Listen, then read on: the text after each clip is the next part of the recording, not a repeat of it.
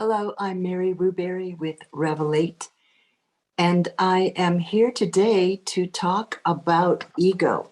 So I hope you've seen the previous webinars in this series on the mind and on emotions, because it's hard to tackle ego without first clearing out the mind and eradicating conflictive emotions and the power of those conflictive emotions.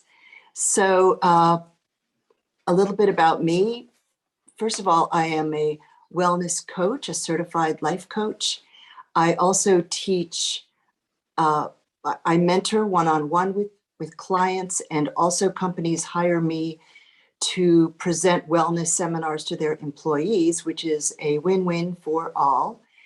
And I'm presenting this series of webinars absolutely free of charge. I'm basically addressing the most pressing issues, and we'll get into some more interesting things in March. So I hope you'll tune in then.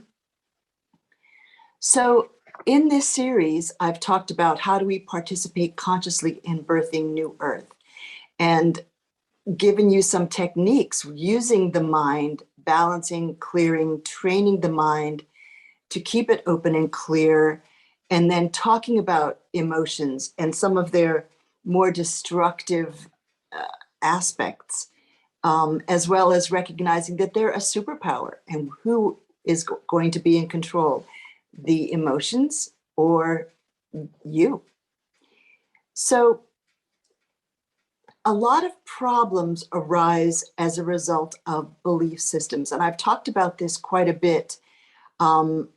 One example of that is something I hear a lot, which is people will say, I want to teach my children that if they work hard, they'll do well in this life. And I always think it's funny that people want to put work and hard together as if work is a bad thing. We have to work hard. We're going to suffer to make it work. We have to suffer and go through all these torments. Well, maybe not. But with the ego, I have called it the good, the bad, and the ugly. And there is some aspect of all of those involved with ego. And so that's what we're going to talk about today. So when I looked for a background image, I've been having a lot of fun with these background images, as you might be able to see. I searched online under the word ego, and I found all these images of people throwing their ego off a cliff, dumping it in a trash can. And one image said, "Ego and love cannot exist together."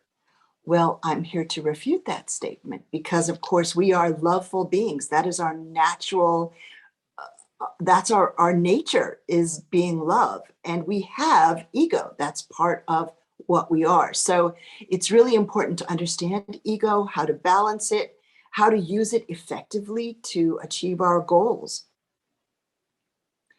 We each came into this life with a unique mission, purpose, with unique abilities and gifts. And so we have each come here into this physical form, into putting the spirit into the physical to accomplish a specific purpose that we set into motion before we came into this life. So before we came here, we figured out what we were going to do, who our parents were going to be, what kind of body we would have, our health, etc. What kind of diseases we would have in many cases. So you may be aware of your true purpose, or you may feel unsure. You may say, well, I'm not sure what my true purpose is, but you have come to accomplish something that no one else can. And this is what's so sad about suicide, because when a person commits suicide, their unique gifts and purpose are lost in our present world. And so our world will not benefit from the unique gifts and abilities that that person possessed. Mark Twain said, "The two most important days in your life are the day you are born and the day you find out why." So in spiritual communities, you'll hear a lot of talk about being your authentic self, living as your authentic self, which is great. That's what we want to do because our authentic self is love. We want to live as a loving, glowing, happy, joyous, blissful being. But we know there's a lot of stuff that gets in the way. And I don't want to dwell too much on it, but you know what I'm talking about. Being a human in modern society isn't as clear cut as we might like. So it helps if we're not constricted by these belief systems, by others' opinions or values, because if we're living as our authentic self, then that means the beliefs the beliefs that we hold, the values that we hold are ours, and that they're not coming from somebody else, from our society, from habit, from our school system, from our education system, from our religion that we were brought up in. We are creating our own beliefs that fit our true self, our true core of self. So going back to how we tap into our authentic self, I'm a firm believer in how a person starts their day. So do you start your day with affirmations and love-filled meditations? Or do you drag your body out of bed dreading another day at work? So what we do with our life, with our time, with our attention, with our focus is key. Mark Twain also said, choose a job you love and you will never have to work a day in your life. So spend your time doing activities you love, not with a mindset of, oh, I have to do this. And you may be wondering, okay, I got that. So what does this have to do with ego? In order to live as your authentic self, fulfilling your unique purpose, you need ego. We have this. It's another one of our superpowers. We each need a strong sense of self to stay grounded in each moment and to move forward, to take the steps needed to fulfill one's purpose. Our core of strength and determination, our ambition to be our authentic self, to live as our authentic self, doing the activities we're called to do. If you're unsure of yourself, if you don't want to be bothered, if living authentically seems scary, then your ego is out of balance. In order to accomplish great things in our lives and for the world, we need a healthy, balanced ego that drives our forward movement. It's like a wave that pushes behind us. You know, there's that expression of the wind beneath your wings, you know, that helps you to soar. Well, that's ego that helps us move forward on our path, fulfilling our mission. And you know as well as I do that, how are you going to accomplish much by being namby-pamby, wishy-washy, ineffectual, or apathetic? Apathy. I've always had a thing about apathy. Oh, it's just awful. We all have to care, right? Why are you here? What's the purpose? What are you bringing to the table? What are you bringing to the world? What are you bringing to yourself, your loved ones, your community? So to live authentically and fulfill your purpose, you need to steel your resolve, hold firmly to your vision and move forward. Even when you're not sure where you're headed, you have that inner compass and you know the direction, but you may not know the outcome. You may not know the result. So go with your heart, go where your mind, your inner sense of knowing lead you. Because we each have that. It's only a matter of tuning into that part of us so that we can tune into that direction, that compass. Oh, I'm supposed to go this way. No, now I need to go that way. I need to change direction now. Or you can feel it when all of a sudden your direction shifts. I was going this direction.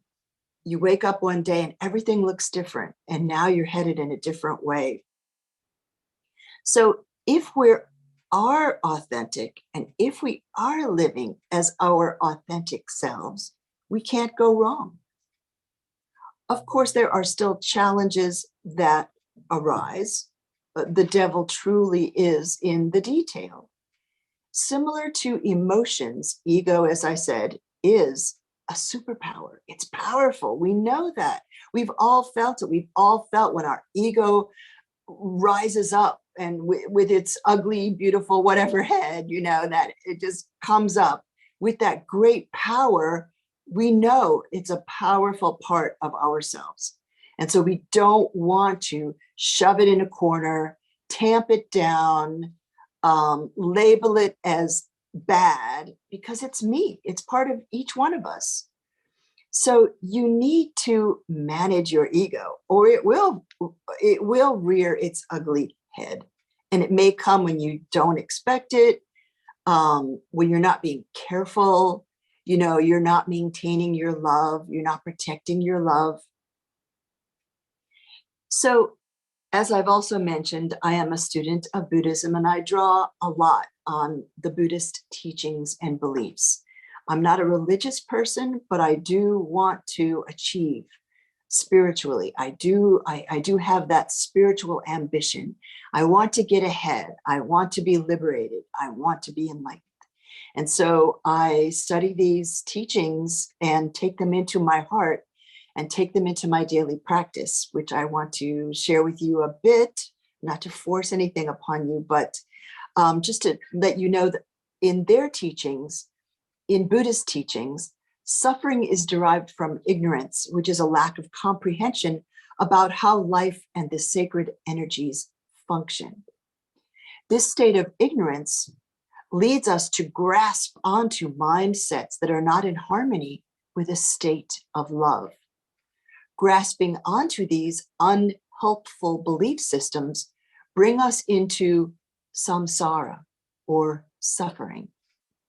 And so to live as our authentic selves, we must free ourselves from the power of ignorance and attachment. So we hold on to these concepts. We hold on to the independent I, me. It's all about me. That approach will never lead you to true freedom and happiness. If you think about it, we are attached to many strongly held beliefs, such as I am separated from others. I am separate. I am in competition with others. I look down on others because I'm better than others. What I do and believe is better than what other people think and do, etc. You know about all of that. You know that either in yourself or in other people you know. It's difficult to see oneself as part of an interconnected and interdependent whole, which is what we are. We're all part of this beautiful, sacred energy. We were begat by Source, and we have that energy flowing through us into our bodies. Now, our body is us. We identify the body as us. But if we see that we're separate from this great source of love, that is where the conundrums begin, by seeing ourselves as separate. And that's where ego comes in too. We think of an independent I instead of recognizing that each of us came into being due to causes and conditions, right? I didn't make myself, my parents made me. And who made my parents? And what are we derived of? My parents didn't make me from, we're all connected.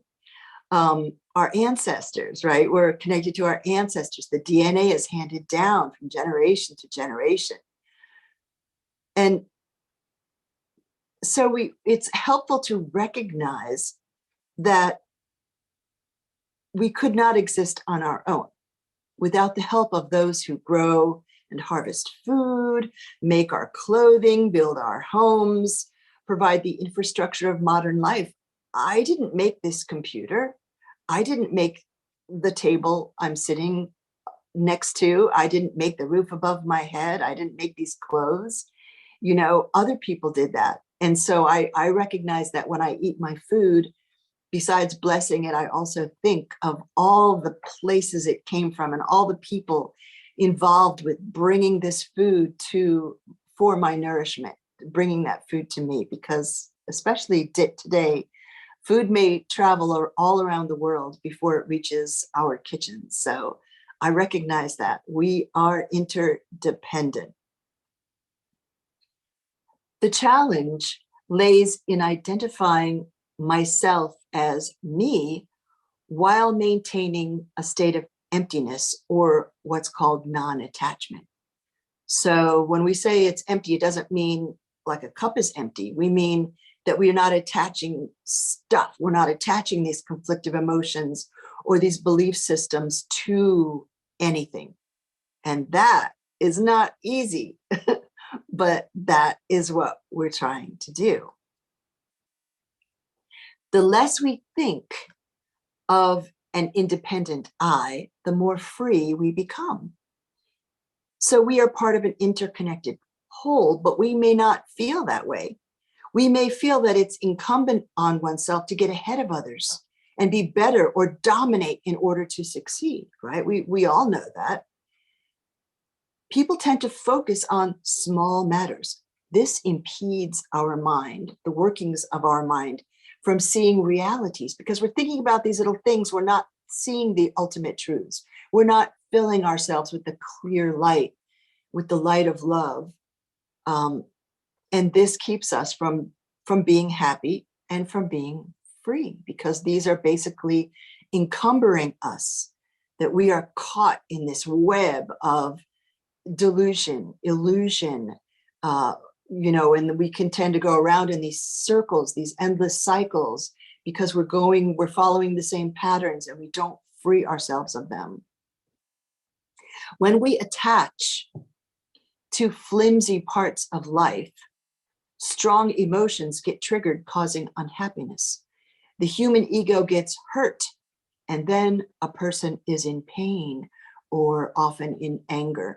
And hopefully that seems very clear how the ego can respond negatively to our experiences, to other people, to situations in our lives. And of course, we've seen how people can point the finger, right? Look at what that person did. Look at what happened to me in my life. Don't you feel sorry for me because this is terrible that this happened? Instead of saying, all is good. This is part of the learning. I am learning and making steps forward. I have ambition and I am moving forward spiritually. So we all know and can recall people who we might describe as egoed out. They only talk about themselves, what they're doing. They don't care about others' concerns. People with unbalanced egos may appear selfish, aggressive, or power-driven. People tend to get very caught up with themselves. I am handsome. I am great. I am so smart. I know more than anybody. I am so well informed and so well educated. If we look at the qualities of the patriarchal age, we can see how people and their egos were trained through the belief systems cultivated in that ego. Eat or be eaten, the age of domination, the haves and have-nots, the guys with the gunpowder and the steel over the people who were living on, with no steel, no gunpowder, on little islands and huts and grass huts, wearing skirts of something or nothing. And so that age of domination is what we are overcoming right now. So we are changing the way we think, the way we act, and through that, this is how we manifest New Earth, by changing these systems of beliefs, by changing these systems of behavior. This is how we bring in New Earth, and ego is part of that. So people were taught in the patriarchal age that in order to succeed, they needed to step over others. They stepped on them on their way up the ladder to success. We see throughout the patriarchal history how people primarily men, sought to dominate others. And when I say men, it's because this was the age where men had the power. Men could own land. Men could have businesses. Men could do pretty much whatever they wanted and not have to, answer to anyone else. And the patriarchal age, the patriarchy is men. So I don't mean to point fingers at men or say negative things about men. I'm just talking about the patriarchal age. And so while these people were taking dominion, they often cruelly subjugated others who lacked the same resources that they possessed. And you can look at that throughout history, throughout our recent history, the last bunch of thousands of years. So we don't need to look very far in our history to see examples of subjugation, Europeans taking over other communities, different parts of the world, and in particular, the Western Hemisphere, and also creating the slave trade. So these humans who were living their lives in their communities, in their societies, were now possessions. They were just items for these other people to own. That was a very ugly, ugly part of the patriarchal age. And even though slavery is now illegal, we can see how the wealthy and powerful dominate poor people. And this comes across in statistics, in our neighborhoods, in our communities, in our health systems. It's been shown that wealthy people just have better health care, of course, because they have money. So the disenfranchised are under the thumbs in essence. And the wealthy and the powerful manipulate laws and regulations. And that's the way it's been. That's pretty much the way it is now. We can see that across the world. However, we have to believe that those systems are changing and that we are part of that change through our thoughts, through our love, through holding our love, protecting our love, through our intentions, through joining with associations and communities. We develop this new earth and basically start to sweep away this patriarchal age. So New Earth sensibilities have condemned ego as something bad. New Age people use sugary terms to define life and the self. However, sweetness alone will not get the job done. We must each assert ourselves and our glorious sovereignty and dogmatically walk our unique path, following our soul's calling and adhering to the higher truths, which I will be talking about in my next webinar, which is not just the higher truths, but what I'm calling the basics. However, it is a slippery slope. Often when the ego takes charge, love is blotted out, along with our finer motivations and goals. Me. I mean, you probably felt this just driving in your car. I'm getting ahead, I'm getting faster than that guy over there. I see that a lot when I'm on the road. I see ego just popping out of these cars of strangers around me. We can get lost in a moment of asserting oneself and one's desires. So how do we walk that fine line? The way to achieve a balanced ego is not to tamp it down, push it down, make it into, wrap it into a small little package and stick it in a dark corner and lock it up. That's not the way to handle our egos. We shouldn't condemn this part of ourselves as bad. The way to balance our egos is by staying centered in that place of love, which is our true nature. We stay motivated to follow our true path and inject that path with energy and purpose, along with dedication and motivation. Sitting around making excuses will not accomplish much and will not help to bring in new earth. And so when we say balance, what are we talking about? We're not just balancing our egos or balancing our thoughts. We're balancing the entire package, this complicated human being that is me. We are balancing our mind, keeping it open, making sure it's cleared of junk. And that takes some vigilance, right? What's going on? What am I thinking? What are my thought patterns? When I wake up in the morning, what's on my mind? When I look at something, am I triggered by that? You know, what sorts of thoughts are going on in my mind? And so that takes ongoing vigilance, clearing the mind, balancing the mind, grounding the mind, keeping it healthy, full of that clear light of love. And then the emotions, right? Fight against these conflictive emotions, or else they'll take over and bring you unhealthy results. They'll bring you sorrow. They'll bring you regrets. They'll bring you problems. You know, we don't want to live with problems. People will say things like, I'm a really great problem solver. Like, that's a great skill to have. Okay. But then you're saying there are problems. And we know life brings challenges, but we don't want to be a quote unquote problem solver. We want to take proactive action.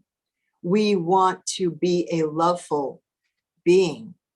And one of the webinars I'm giving next month is talking about love, and not from a fuzzy approach, but in terms of building a structure of love and protecting your love. Because I think people find it very difficult or challenging. If it's not very difficult, it's at least challenging to stay in a place of love, because stuff happens. Something might happen that we find upsetting, or, you know, there's bad news, or something is happening in the outside world that affects us. We allow that to affect us. And that can get in the way of our love, because now I'm thinking about something else. I'm not holding my place of love. And so it's really a matter of holding that structure of love right here in this moment solidly. And you can use different images. I know I have an image. It's almost like a gazebo, or like a geodesic dome gazebo. That's like a dome over me. It's narrow dome. And I'm within that, and I hold that structure of love. And I'm not saying I'm perfect. I'm working on it too. And that's how I can address these issues, because I'm also trying to become better, become finer, fill myself with higher thinking, higher deeds, higher motivations, better integrity, etc. All of these qualities that we want to cultivate in ourselves, all the qualities that we want to plant and grow for new earth. So when the ego is balanced, we can center ourselves in our love, adhering to our calling, our purpose, and the higher truths. And so the ego is not something bad in and of itself. You know, it's just the way we use it. It's like emotions. It's a superpower, but typically through the patriarchal age, I'm sort of recapping, is that we have been trained. It's all about me, me, me, me. I'm thinking about me. I'm worrying about me. It's all about me, and people should notice how great I am, and people should think how fabulous I am, and I'm better than other people, and I look better than other people, and I'm richer than other people, and I'm smarter than other people. All of that was taught to us through the patriarchal age. We know that. We know that's the society that we grew up in. But now we can change that. We can use our ego together with our healthy, balanced emotions and our beautiful, clear mind, governed by our unwavering heart center, of love, that place of love that's within each of us. And when we have these parts of ourselves clear and balanced and grounded, we can accomplish our goals in life more efficiently without the problems, without the hangups, without the suffering, without the pain and anger and fear, because we are now being pushed gently, perhaps gently, by our ego, using our emotions in a healthy way that is tied into a clear, glorious, magnificent mind. Our minds are incredible. So I hope you understand what this talk addresses, because I know it's a bit complicated. We are complex creatures, we humans, and we have so many sides to us. But really, if we can be clear and balanced, then we can clear out all of the junk that we're attached to, right? Let's release those attachments to unhealthy stuff, to the junk that we've been attached to, that we've grown attached to, that we've always have these habits that we've always been attached to in our lives, in our minds, in our belief systems. We are attached to these concepts. And so we need to cut them away in order to free ourselves. And that is how to live as a healthy, happy, radiant, glorious being, fulfilling your unique purpose, your unique mission, which you're doing with love. It's not something you dread. It's not something you have to drag yourself out of bed in the morning to do. Oh gosh, I have to. No, it's something you love because it's you. Your calling and your purpose is you. That's why you came here. And I can only give you some encouragement from a heartfelt place that you can accomplish this. It may not happen overnight, but you can stay vigilant and stay the course and stay in the place of love, the place of you, because you are glorious and wondrous, magnificent. You are a sacred, divine being, and you are part of everything. You are part of all of it. And so, again, when you raise yourself higher, everyone and everything benefits. So you benefit, but that's not the only benefit. Everybody else benefits, the planet benefits, the universe benefits. So I can continually encourage you to take these steps. It's almost like taking, there's a knot, right? We humans are like a big knot. Got all this stuff, got emotions and attachments and beliefs and all this stuff and ego. It's wrestling around. And so it helps to take it all apart and figure it all out. What are these pieces? How do they work together? Not in a bunch against one another, struggling back and forth, but helping us to live happy lives, helping us to live healthy lives, helping us to help others as well. So again, if you want to know more about my work, or you want to get in touch with me for mentoring, or to hire me to give seminars and workshops to your employees, you can check out my website, maryruberry.com. In March, I'm starting a new series. I'm starting with the basics, and then I'm going on to love. I've changed the order a little bit because I think love is, it's the most important thing. So that will be second in the month of March. So thanks so much for watching. Peace, love, happy ego, happy emotions, happy to you and yours.